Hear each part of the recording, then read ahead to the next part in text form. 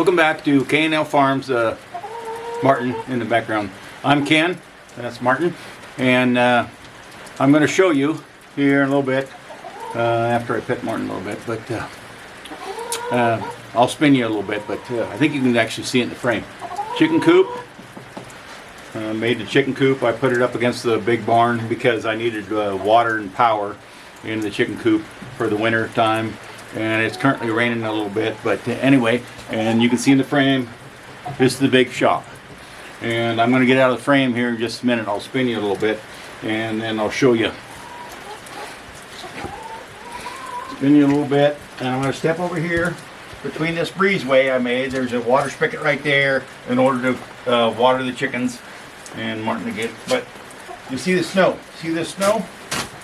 This pile of snow. I'm going to move this board so you can see it a little bit better.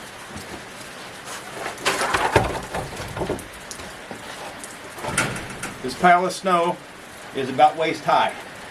And I'll spin you around there in a little bit, but I was going to dig this out to commute to the off-grid cabin, and I've decided against it because you see in the far background that actually got bare ground. I'm going to walk that way, and I'll go over and show you some of the stuff, the mistakes I made, and how the off-grid cabin is starting to collapse in just a minute.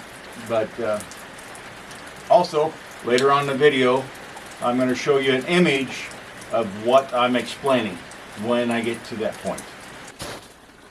Okay, so see how this is, I'll stand next to it, you can get an idea. See how this started to collapse? This beam was actually over, I don't know if you can see it on frame or not, I think you can, over on this header. Over on this header before winter started. Over on that header right there, and you can probably see the amount of snow I attempted to illustrate over there. The amount of snow. I'm going to go up here in a little bit on this ladder. I'll spin the camera, show you on this ladder why I believe this happened and what my thought process was that it came to this conclusion. So just a minute, I'll spin you and I'll show you some of that. Oh, and also I will probably show you, I'm going to use a term, and the term is ridge cap.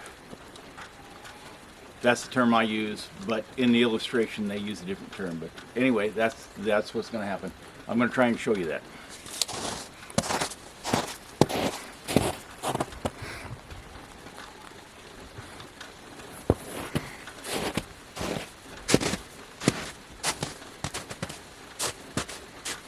Okay, so in the frame, you can see this 6x6. It's froze down right now. I can't get it moved. It's froze. So let me go up. I'll go up and show you a little bit on what I was thinking at the time I did it.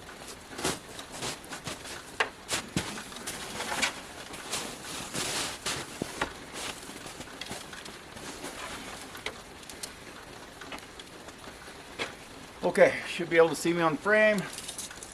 I had a video on cutting this out, coping this out. I had actually two of these pieces here. One the snow took off, and the second one is in here. And that 6x6 right here was actually set on top of here before. Now the reasoning is, and myself and my son-in-law both came to the conclusion is this roof, you got a main column goes up, and then you have a main header. Main header goes over. Rafters tie into the main header.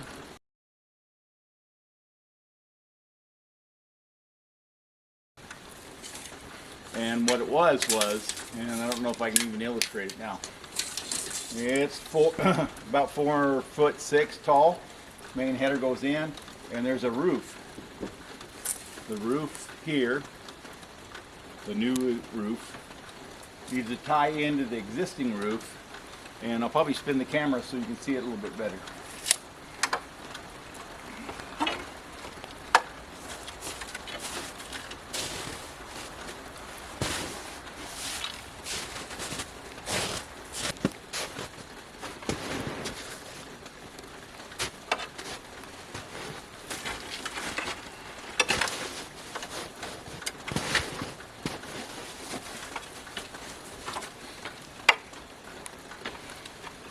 Okay, now you can see it a little bit better. New roof, existing roof. There's going to be a pitch or a dormer end that's going to tie in.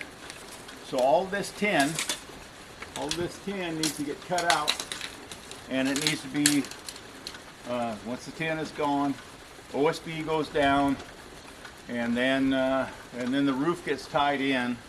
The off-grid cabin gets tied into the existing roof. The problem was, if I take, so I know this, from that end to that end, I take 20 feet and I cut that out, which isn't a problem. I've already concluded how to do it. I cut that out probably November. I was at November probably.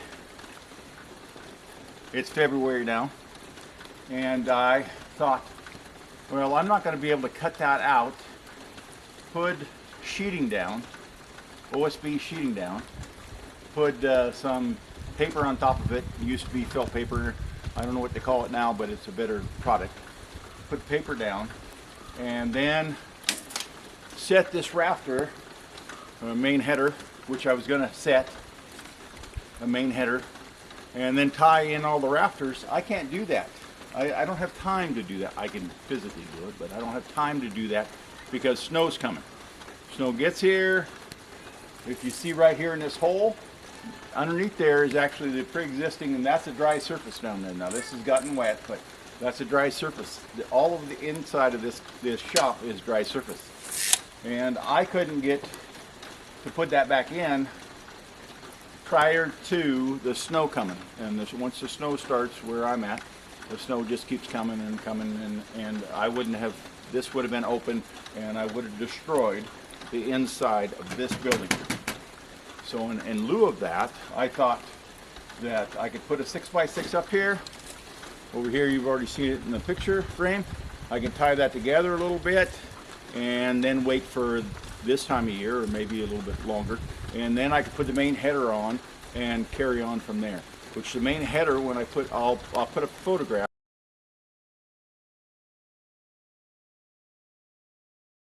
on to show you what I mean by the main header.